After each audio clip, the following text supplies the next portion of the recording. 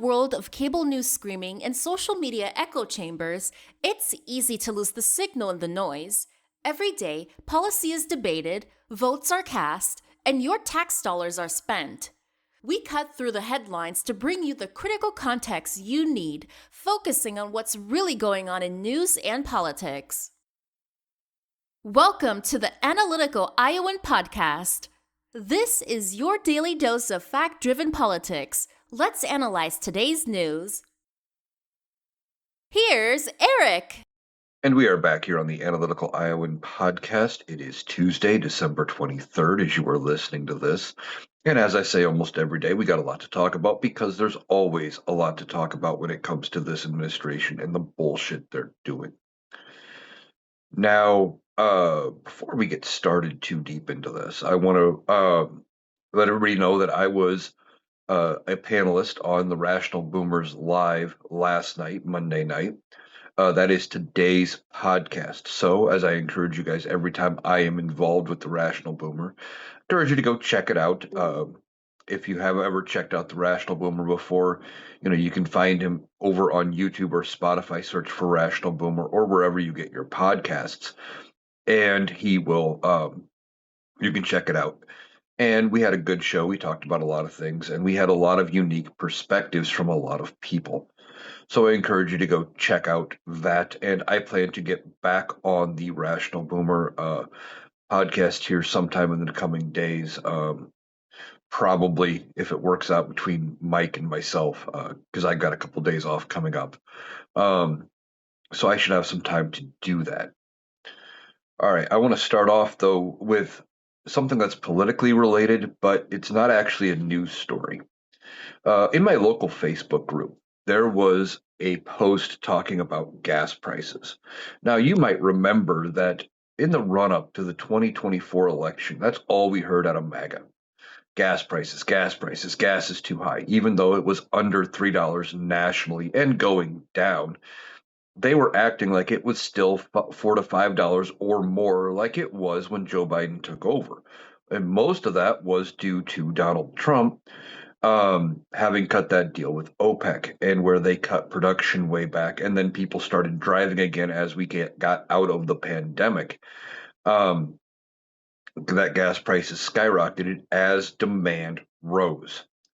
But see, they wanted to blame Joe Biden for it. They wanted to blame the Dems. So this post was going on about gas prices. And gas here is, depending on which gas station you go to, we got a couple here in town, anywhere from $2.30 to $2.50 a gallon, which isn't bad, and that's obviously for the cheapest grade. But reading the comment section, of course, there is always those people that come in and they comment. And some of it doesn't make a lot of sense. Of course, they were complaining that if you go about 45 minutes away to a bigger city that is on, a more main road, a bigger highway, that gas is 20, 30 cents a gallon cheaper. Well, of course, why is it more expensive here? Because the demand isn't the same. They don't have to sell it at the same price. It's always been that way. But see, every time they start complaining about gas prices, they have to go into this comparison. If you go up to an hour in the other direction from that bigger town, you start going up again by 20, 30 cents a gallon. As you go, the farther away from my town you get, the more expensive it gets. It's always been that way. It rarely goes the other way, but people are never happy. And then there were some people in the comments, of course, saying, well, it should be under $1, under $2. It should be, one person said, well, when I started driving, it was in the 80 cents a gallon range, which is about what it was when I was driving, when I first got my license in my first car, in the 90s. And then somebody else chimed in, well, it should be what it was when I went back and when I started driving, and it was 28 cents a gallon. Well, no. Okay. What these people don't realize with gas prices, and I am by no means an oil and gas expert. I listen to people who are oil and gas experts, like Mr. Global on TikTok and YouTube and other places. He talks about oil and gas, and he has said if you adjust for inflation and things like that, that basically gas has always stayed about the same. There are some spikes, but then it usually settles back down into a relatively calm number. And we need to get back to thinking that way. But that's not what MAGA does. That's not what Republicans do. They want dirt cheap gas. Here's the thing: the reason gas was so cheap during Donald Trump's first term during the pandemic is no one was going anywhere. And sure, it was like $2 a gallon, which compared to what it was like when people started driving after the pandemic, when it went shot up to almost five, yeah, that hurt. But that was because we didn't have the production and the refining capabilities, and we weren't getting the oil. Now, Donald Trump campaigned on this whole drill baby drill campaign slogan. And how did that work out? Well, did they put up new derricks so far? No. Have they done any extra drilling? No. Why? Because we don't have the refining capabilities to do anything with it. But Donald Trump doesn't care. It's a quick and easy slogan that he can get people behind. And sure, if you want to bring back 28 cent a gallon gas, like the one guy who commented, and I know he's a MAGA troll from his other posts in on Facebook in the community page and stuff like that. Um, when there was the No Kings protest, there was a small group, and by small, I want to say less than 100 people showed up, maybe even less than 50. Um, and that was only from what other people told me. I didn't actually get to attend, but anyway, um, of course, he had his whole that's what those liberal snowflake comments and those kind of things were going. But he wants to say, well, we should go back to 28 cent a gallon gas. Well, sure. But do you remember what wages were back then? Oh, that's right.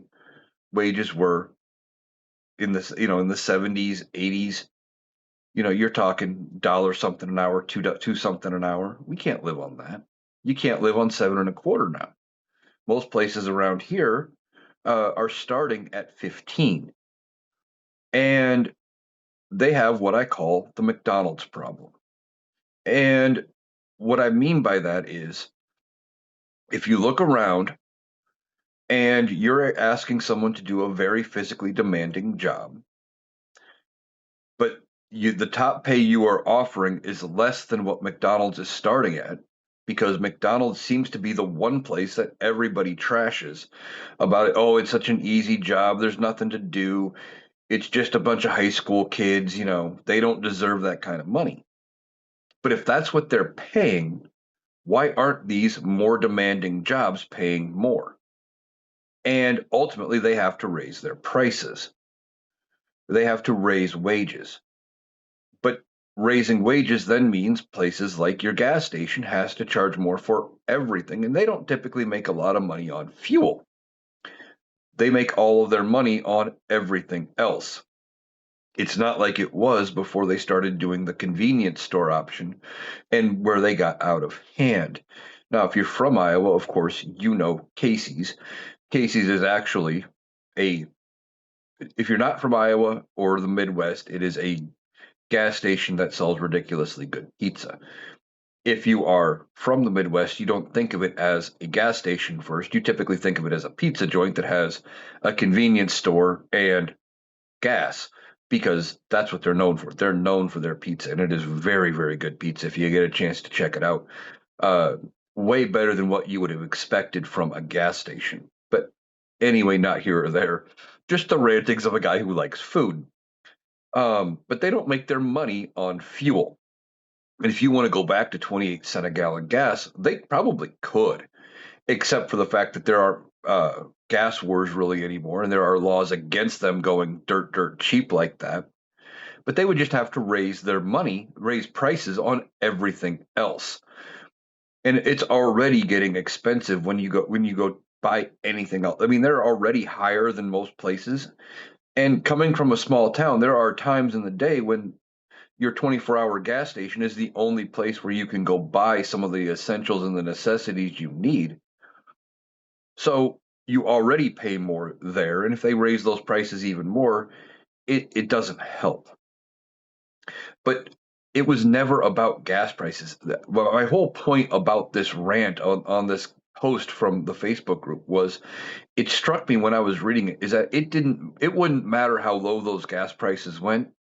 We're right about 250, maybe a little under now, um, here in town, and probably going to go down based on what we're seeing in the surrounding communities as, like I said, the places that are closer to more high traffic areas. If we keep going down, it's not going to be good enough, right? Because then you had somebody say, well, it should be under $2. It should be under a buck. They could come out and price it at a penny tomorrow and they would find a reason to complain and somehow still blame Democrats. It was a dog whistle, and the Republicans used it. Donald Trump used it because he knew a certain group of people in this country would latch onto it and run with it as if it was the worst thing in the world, that we got to do something, knowing he couldn't do much to actually bring it down. In fact, most of the decrease right now in part has to do with the fact that it is winter. People don't drive as much. There's lower demand. When the demand goes down, prices go down. It's just a thing that happens. So it struck me that is something we have going on here. Now I want to talk a little bit about this special election going on today here in Iowa. Now, I don't remember which Senate district it is for the State House. It is for Des Moines. And of course, it's a state election, it's a special election. I have no idea what the turnout is going to be, and it is for a normally safe Democratic seat.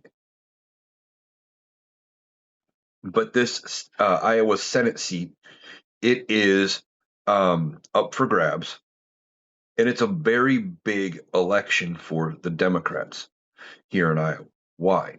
Well, you might remember way back in January, if you followed me on TikTok, we talked about a special election that was held here in Iowa then. And there was a seat in the Iowa Senate that was up for grabs in a special election because the person who had held that seat became our lieutenant governor. Well, when the Democrats won that seat, and that was in a safe Republican seat, or what was considered safe. It was a district that Donald Trump carried by like 22 points or something like that, and the Democrat flipped it. Well, when they flipped that seat in the Iowa Senate, it blocked the Republicans from having a supermajority in the Iowa Senate. Up for grabs is not only a Senate seat in the Iowa State House, it is also a veto-proof majority in the Iowa State House. So if you listen to me and you are in Iowa, I encourage you to go out and vote today, Tuesday. And if you are listening to this after Tuesday, well, look for my podcast tomorrow where I will probably have the results from that election, assuming that it has been called, etc. But my whole point here is that this is a worry shot for Republicans. They've had a death grip on this state, and they're not able to make progress here. They lost their supermajority. They've been losing special elections, and I think it is going to continue to get worse for Republicans here in the state of Iowa. Now, continuing with that, I want to talk about whether or not I think Iowa is in play for the 2026 midterms, and I think it is. I think at least one, maybe two of the House seats could potentially flip to Democrats. And we've gone back and forth. We haven't been blue or purple for a while, but Iowa used to be more of a purple state. And I think there is a chance that it could go purple yet again, in part because of a lot of the policies from this administration that are affecting farmers. You have Donald Trump fucking around with the tariffs, and you get China canceling $20 billion of soybean purchases. Well, farmers here grow soybeans. And there's several very big soybean plants here in Iowa. There are several big corn processing plants here in Iowa where they make ethanol, things like that, and Donald Trump messing with farmers and affecting gas or grain prices. He cut USAID, and all of those contracts went away. Now he tried to bring it back, but see, this is what Donald Trump does: is he fucks something up, he brings it back at a fraction of what it was, and says, "See, I made it better." And when he actually made it worse. Now they got rid of USAID, brought it back as something called like um, the America First aid program or something like that, where he claims it's going to make sure we prioritize helping American farmers and stuff when we give out foreign aid. Except that was already the federal law. The law already said that as long as we could provide the assistance with products grown or produced here in the United States, we had to do that. Now, obviously, there are certain things that we would give as aid that we couldn't potentially do, that we couldn't get here. Um, Certain things just don't grow. For example, bananas. If we were going to include fresh bananas as part of an aid package, we would have to purchase them somewhere else because we can't grow them. But see, Donald Trump then brings in this America First aid package. And instead of funding it at the levels that USAID was funded at, they turn around and they fund it at very lower levels and say, see, we're fixing it all. We're making it better. And we're not. His tariffs fuck around with um, farmers and grain contracts and soybean contracts, things like that. China didn't buy any soybeans this year as we're coming to the end of the year. There's only a couple days left. Um, and they were going to buy $20 billion. Well, he comes out with a bailout package for farmers, which, as far as I don't think any of that money has gone out yet. Um, but they're talking about it, and they're going to use emergency funds and do things like that. But there's only $12 billion total in the emergency fund, and they're not even dipping into all of it. They only want to use like 11 billion to make sure that they still have some money left in reserve. Well, how is 11 bill? That's barely half of what was cut when he fucked around with the tariffs. And that's not even talking about, like I was just saying, with the USAID, the money that and the guaranteed contracts that weren't happening. It's one of the reasons I think Iowa could be in play. Um, I think a couple of the House seats here in Iowa could go up for grabs, and I believe that the um, Iowa Senate race statewide could end up being up for grabs because Joni Ernst is not running for reelection. She decided that it was in her best interest to not run for reelection because um, she had, uh, made so many gaffes and goofs when it came to everything. And being connected to Donald Trump like she was bad news for her. She was asked before they passed the one big beautiful bill about Medicaid and said, well, one of her constituents said, if you cut Medicaid, we're going to die. And she goes, well, we're all going to die someday. And then she was asked at the Iowa State Fair over the summer by a constituent saying, well, the only reason their child has gotten the health care that they needed was because of Medicaid. And she turns around and says, well, we'll take it under advisement. This was after they passed the one big beautiful bill. Well, what do you mean you're going to take it under advisement? You haven't done anything. You haven't fixed anything. And now you add that on top of it, they couldn't come to terms and they have yet to pass any sort of funding or subsidy for the Affordable Care Act. All of it was bad news for Joni Ernst. And I think that's why she decided not to run for reelection. Not having that incumbent makes a huge difference. In Iowa, if you've listened to me for any length of time, we've got Chuck Grassley as one of our senators. That man has been in the Senate for longer than I have been alive, and having the name recognition of Grassley is so huge for his seat that he doesn't campaign. He holds one event every summer That's it.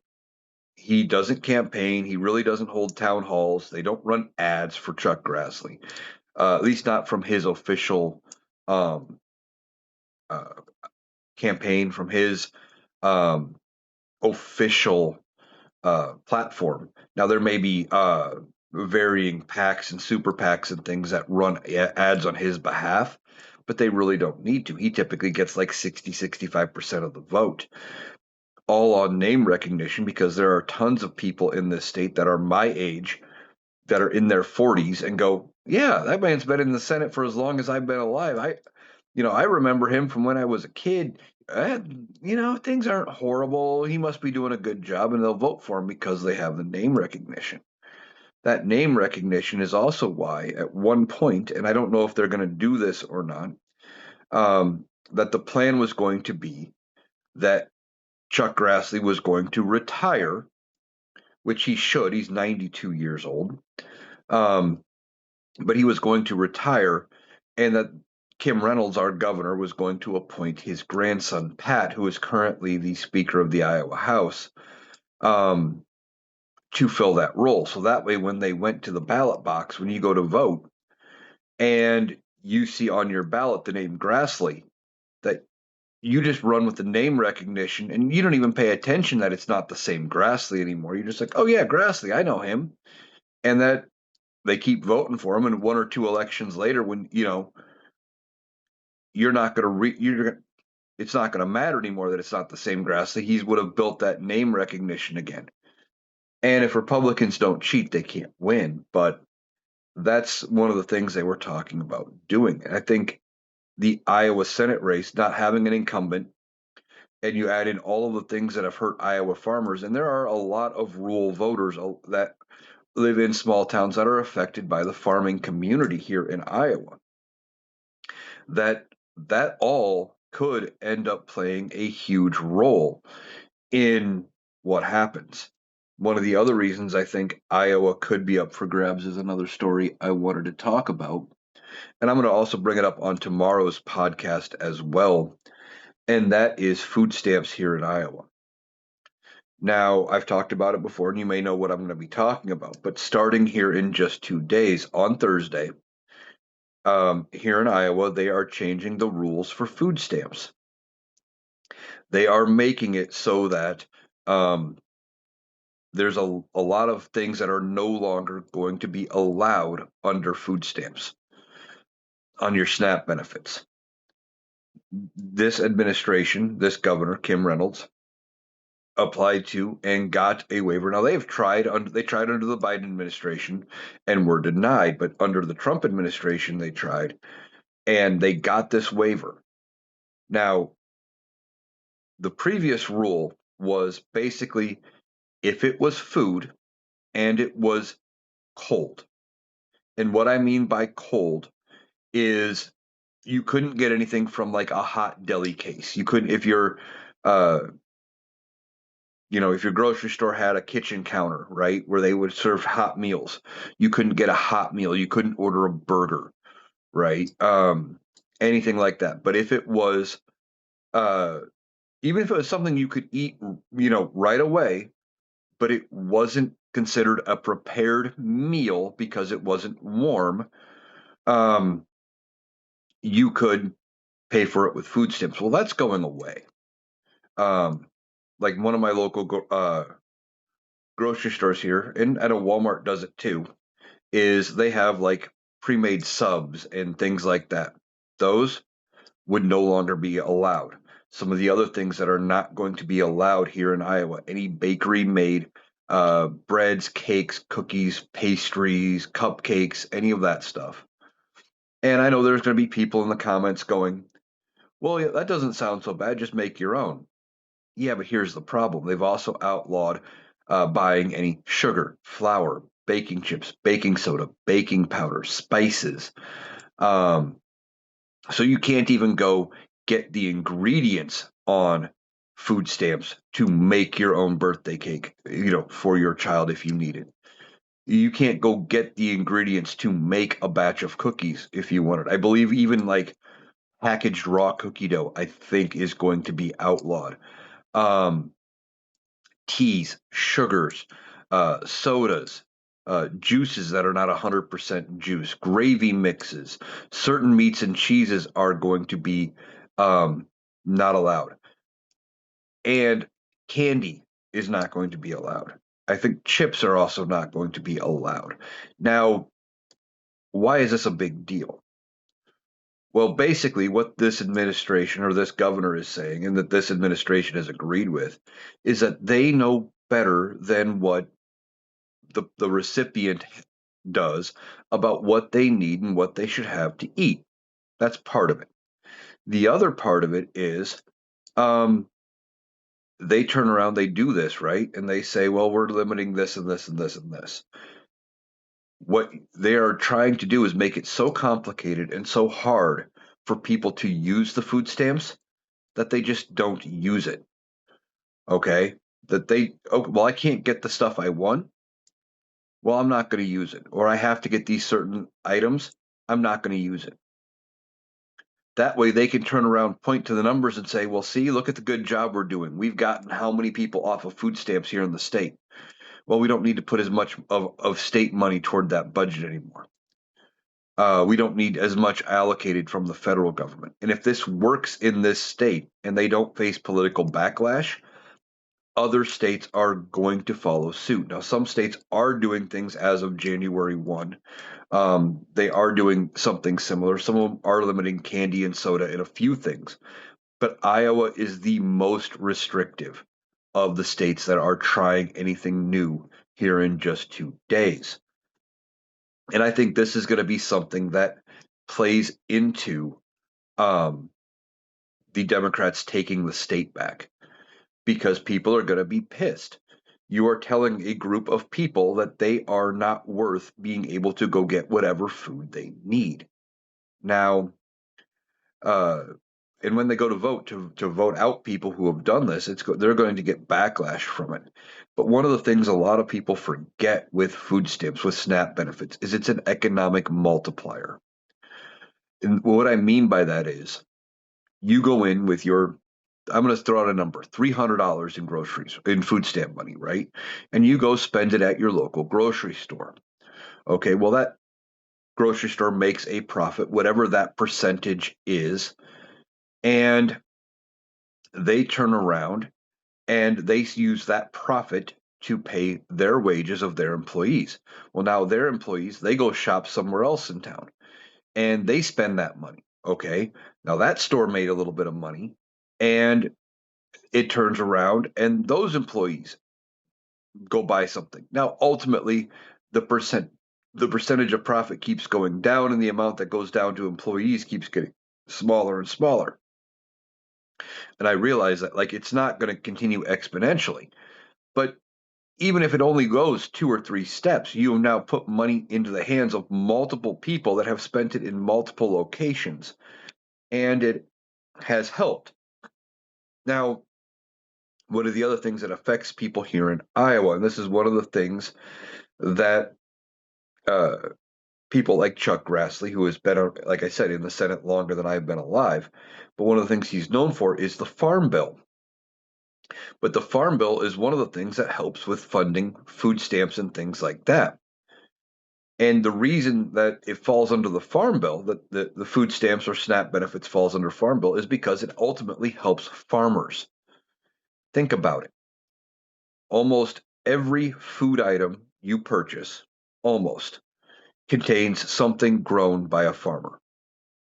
Okay? With maybe the exception being bottled water or bottled tea or something. But juices grown by farmers that grow fruit trees. Anything that has anything made with any sort of pasta, bread, anything like that, well, all of that requires flour grown by a farmer, or your meats, your cheeses, all come from farmers.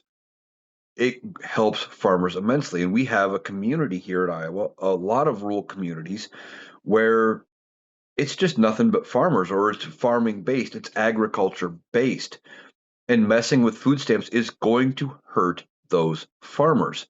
Ultimately, you add in that with the other hurt of what we were talking about earlier, the economics of cutting USAID and China not buying soybeans, and we don't even know what China's going to buy next year and how those contracts are going to work themselves out. Um, Farmers are in for a world of hurt, and they're going to be looking for someone to blame. And if the bailout either doesn't happen or if it's not enough to make them whole, they're going to be pissed. They're going to be looking for retribution, and they're going to be blaming Republicans. Okay. Now,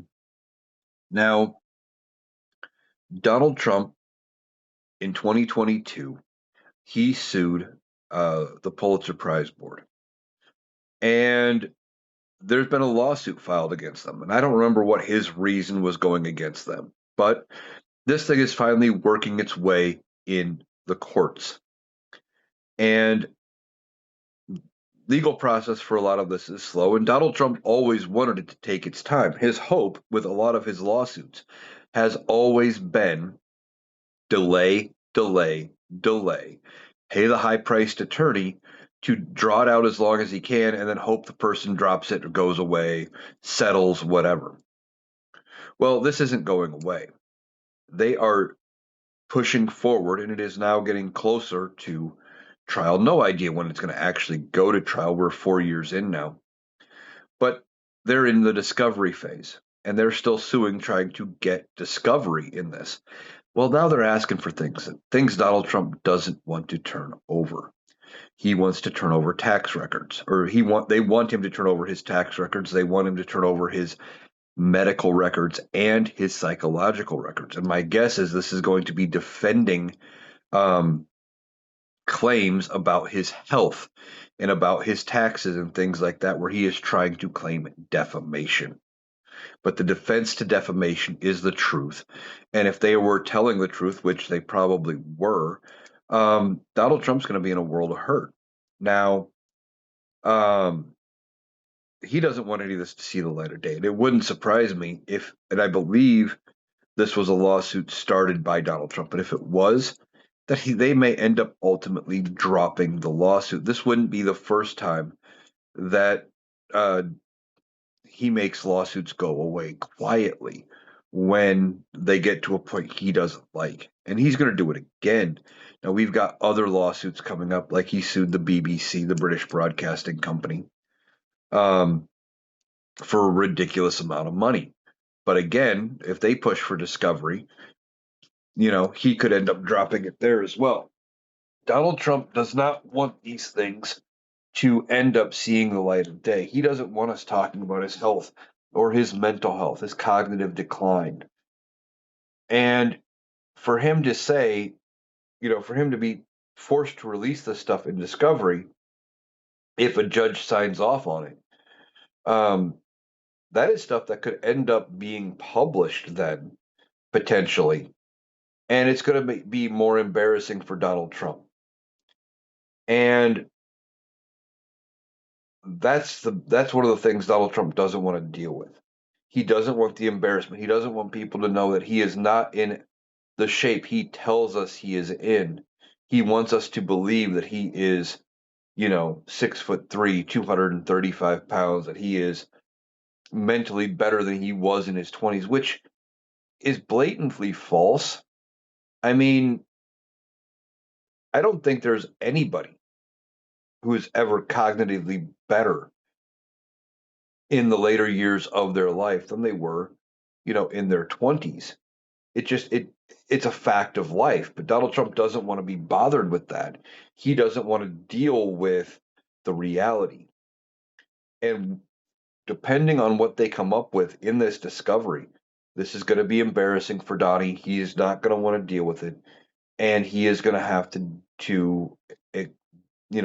he's going to be shown how bad his health really is. If this comes out, he's going to have to answer more questions.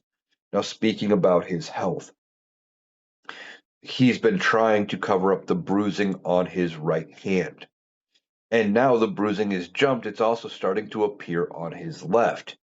And we talked about this in yesterday's podcast, but I want to mention it again because the White House is again trying to claim vigorous handshaking is the defense to what is going on with his hand. And that's not the truth, okay? Donald Trump did not, it's not from handshaking.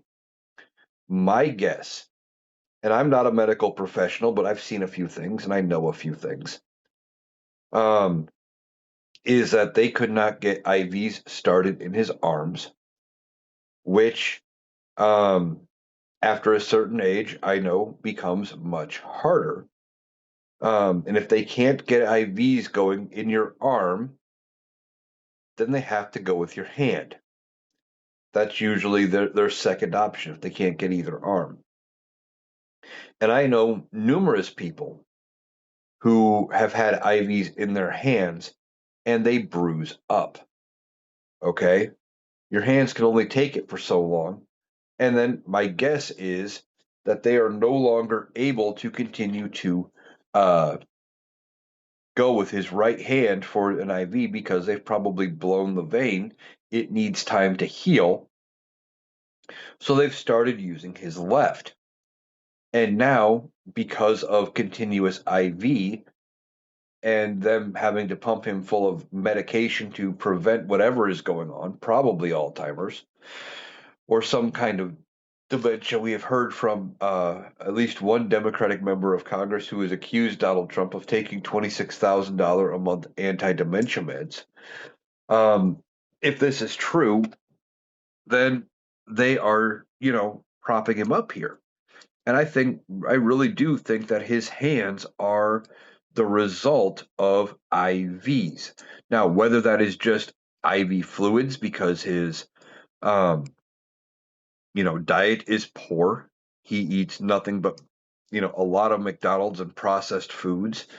Um, we've heard that he doesn't like a lot of chef prepared meals anymore, that he is concerned about that he would rather trust McDonald's versus um, like the White House chef because it is in his mind safer. I don't know if that's actually true, but it sounds like something he would come up with. Um, and then we hear that he drinks a pretty consistent supply of Diet Coke, which I drink soda. You watch me in the podcast, but at his advanced age, if he's not getting any sort of uh, fluid flush, and if he's not eating things that are water based or a variety of foods, that they could just be giving him IV fluids to keep his body going. If it's IV medication and it's anti dementia medication, I mean, we deserve to know because he is the leader of the country. Um, but he is, uh, potentially dealing with some major health problems. And if he is getting IV treatments like it appears like it is, they're going to have a harder time keeping this covered up. And the thing is with this administration, there are so many things they are trying to cover up and deflect away from and divert from. They are not going to be able to keep it all going as long as they would like. They want us to believe that it is, you know, easy and it is, that he is doing great and everything's fine, but it's not, right? His health is a major concern. We have numerous documented issues of him falling asleep in public. He actively sundowns a lot. Now he hasn't posted on Truth Social here in the last couple of days that I've heard about. But the other night he was posting again in a couple hour posting spree while he was up in the middle of the night and he was sundowning. And this is why he sleeps until 10:30 in the morning, is because he's awake all night. And that is different than somebody who is nocturnal or who has been working a night shift job their entire life. And I was a former third shifter. I worked third shift for a long time. And sleeping during the day is one thing when you work a night shift because you have to. When you are somebody like Donald Trump, who was always the mover and a shaker in the financial world, and your day had to be up. You had to be up and going, usually pretty early because things in the financial and the business world they operate around 8 a.m. Eastern, not maybe 9 a.m. Eastern at the latest, and you'd want to be up and moving. And now Donald Trump doesn't even start his day. A lot of days we're hearing to before 10:30. And I know he's not really as big into the financial markets and stuff as he used to, but the fact that it is a deviation from his former routine, and now that he's up a lot more in the middle of the night and having trouble sleeping, at night and things, and they're admitting it, it is just another sign that there's a problem. But when he was doing this, when he was posting the other night, apparently he was posting and reposting a bunch of stuff that came from uh, very questionable sources. This isn't the first time that's happened. Of course, he doesn't read or look into anything he posts. He just reposts things that are favorable to him, regardless of the source. And apparently, some of the things he was reposting are things that have been proven to come from accounts that are foreign accounts. They're bot accounts set up by foreign countries that they were founded in other countries because, in part, um, Twitter turned around and has turned on a feature where you can see where these accounts were actually created. And that a large number of the MAGA friendly accounts are foreign based. And Donald Trump was sharing things from them. Donald Trump's his mental acuity is failing. We have the uh, bruising and stuff on his hands where it makes it look like he's taking IVs, trying to prop him up. Um, that's not good. You add in the fact that his face droops in public, he dozes off in public a lot. They are limiting when he is seen in public doing what. They're limiting it to a few hours at a time if they can. Um, and it's not going very well for him. He's not as like them trying to cover up how bad his health is. It's going to get to a point when they're not going to be able to hide it anymore, and everyone is going to see how bad his health is. Okay. Um, he held a meeting with uh, Zelensky of Ukraine, and now he also held a meeting with Putin. Now, Putin gets the red carpet treatment, Zelensky doesn't. It's very clear which side Donald Trump is on. And basically, he keeps telling Zelensky that they have to give up parts of their territory, which they legally cannot do in their constitution, um, in order to end the war. Now, Donald Trump wants this thing ended. Putin's not ending it. Donald Trump really thought that he was such a master negotiator that he could make a couple of phone calls and it would be over, and that he really had all the cards and he was this powerful person. He believes the image that he has in his head of how powerful he is. Well, here we are almost over a year after he was elected when he said he could end the war in 24 hours after being elected. And we're coming up on almost a year of him being president, and the war still goes on, and they're no closer to a resolution.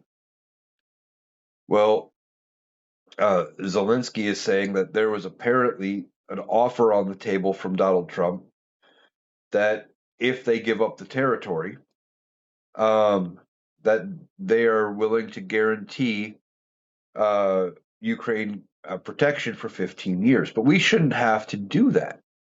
There was the Budapest Memorandum. And what happened was when the Soviet Union fell apart, Ukraine had access to Soviet era nuclear weapons.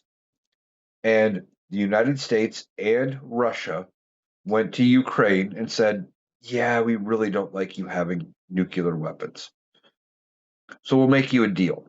You return the nuclear weapons to Russia, and we guarantee we will protect you from foreign invaders.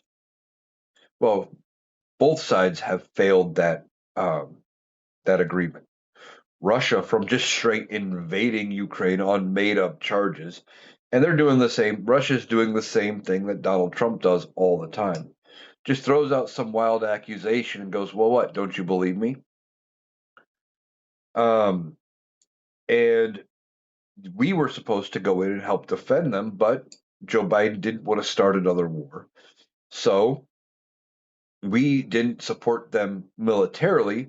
We supported them financially, and we were giving them a lot of aid. Now, the aid has slowed significantly under this administration, and other European countries have stepped up and are doing more to assist Ukraine.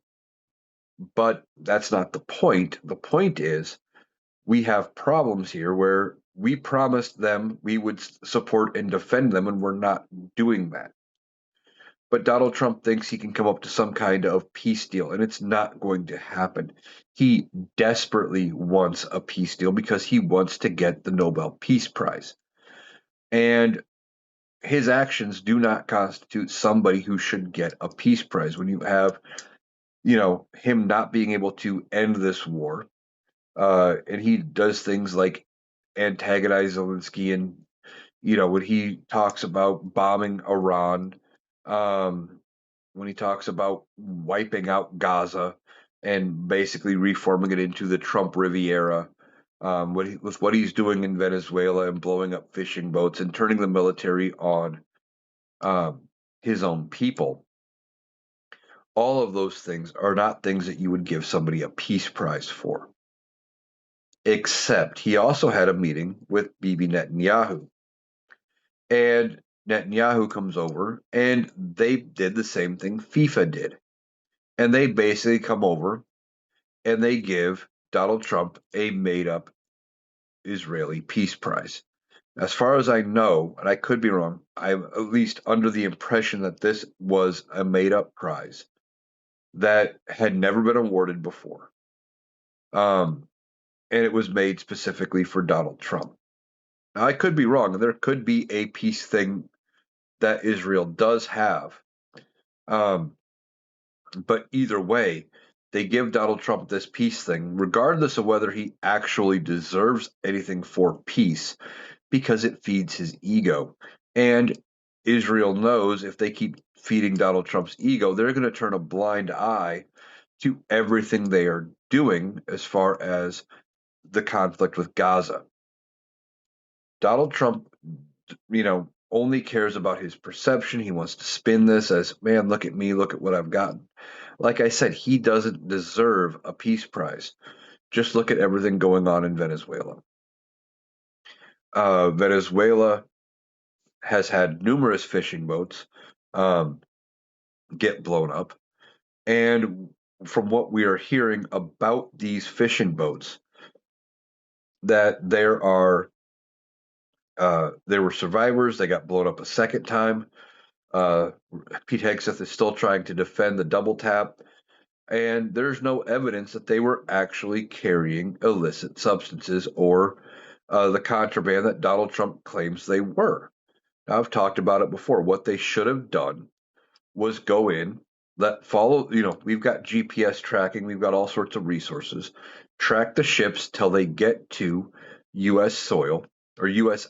Waters, seize the ships with the Coast Guard, search them, confiscate the contraband, and prosecute them through the courts because the penalty for that is not death through the courts. It's not. They deserve that due process of a court appearance.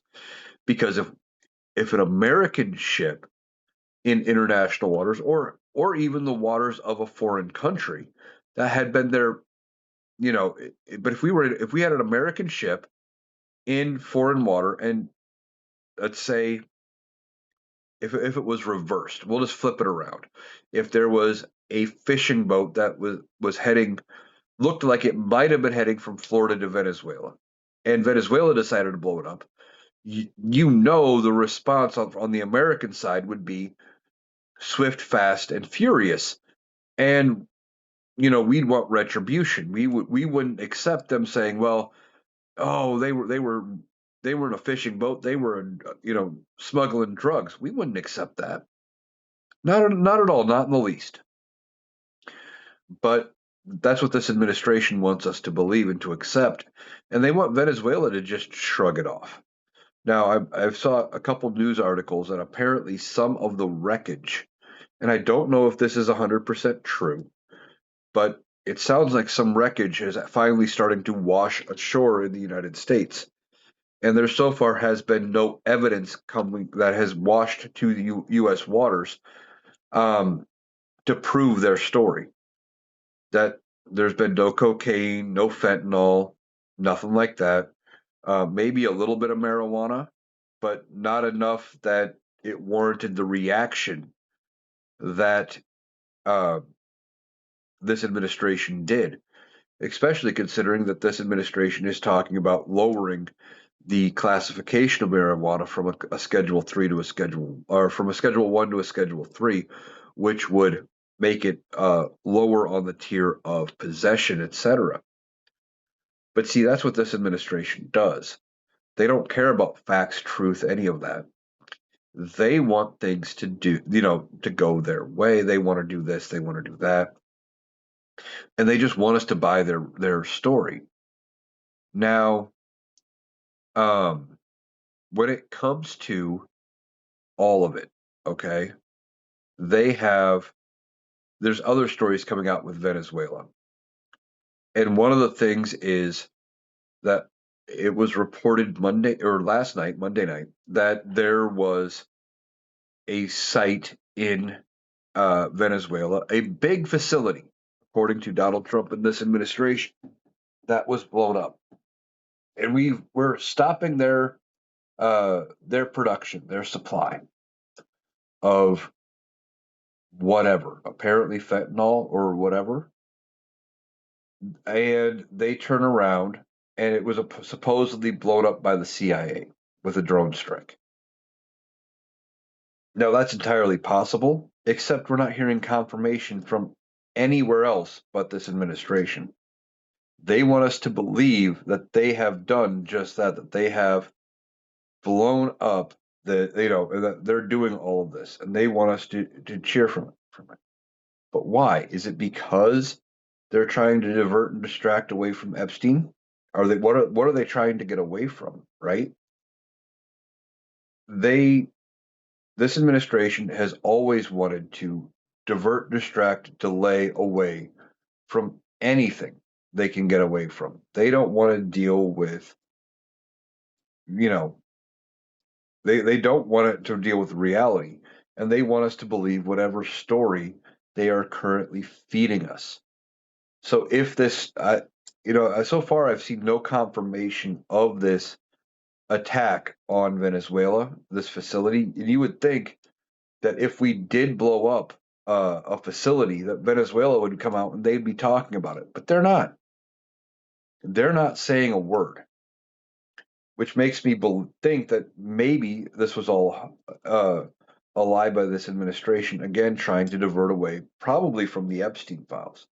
There's so much negative coming out, and it's getting worse for Donald Trump with the Epstein files, as they're proving that Donald Trump was on the plane with some of the stuff that has been leaked out, that he was on the plane for multiple flights where some of the victims were on the flights. Again, doesn't prove that Donald Trump did anything wrong. Doesn't prove yet. But this is just another embarrassment for Donald Trump when it comes to the Epstein files. And ultimately, I think the files could be the thing that takes Donald Trump down.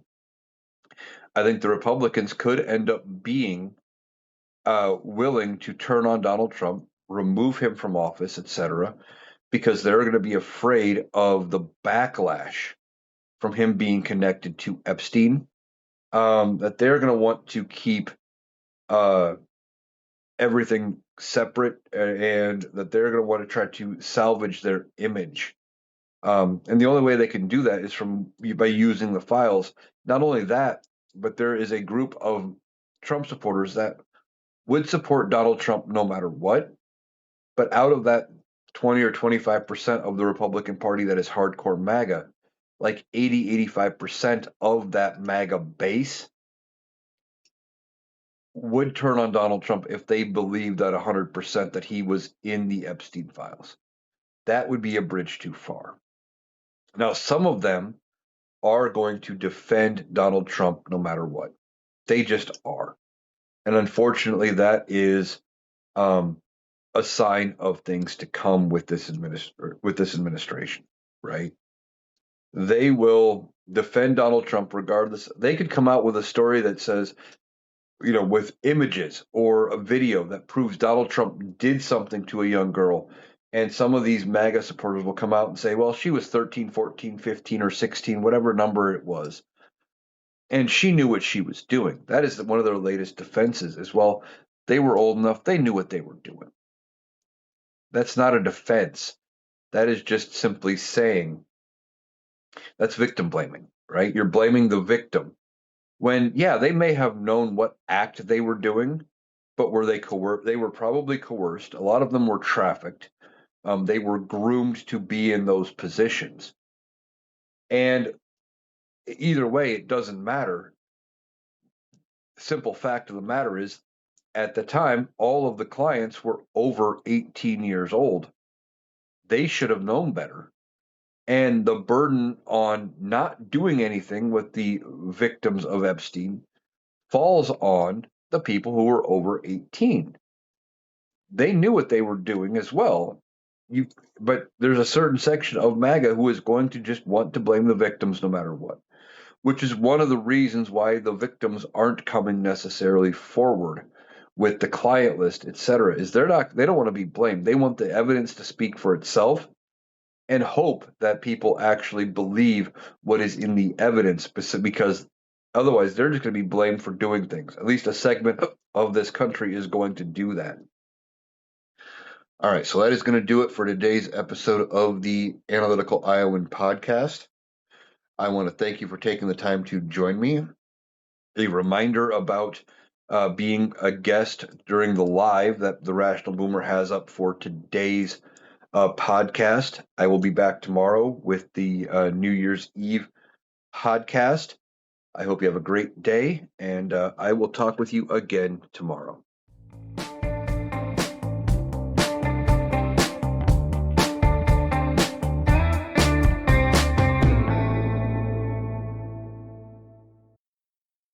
That was Eric. That does it for our analysis today. If you appreciated us cutting through the noise to get to the critical context, please make sure you're subscribed to the Analytical Iowan podcast on Spotify and YouTube. We'll be back tomorrow. Thanks for listening.